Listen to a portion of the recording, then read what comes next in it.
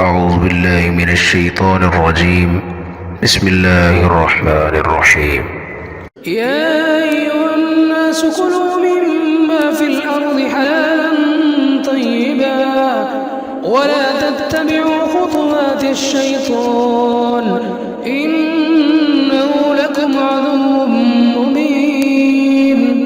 إنما يأمركم بالسوء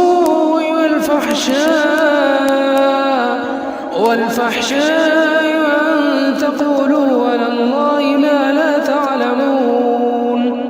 وإذا قيل لهم اتبعوا ما أنزل الله قالوا بل نتبع ما ألفينا عليه آباءنا أولو كان آباؤهم لا يعقلون شيئا ولا يهتدون. ومثل الذين كفروا كمثل الذي ينعق بما لا يسمع إلا دعاء ونداء صم بكم عمي فهم لا يعقلون. يا أيها الذين آمنوا كلوا من طيبات ما رزقناكم واشكروا لله إن كنتم إياه تعبدون.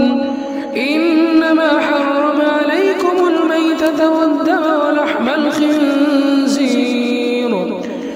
الخنزير وما أهل به لغير الله فمن اضطر غير باغ ولا عاد فلا إثم عليه إن الله غفور رحيم. إن الذين يكتمون ما أنزل الله من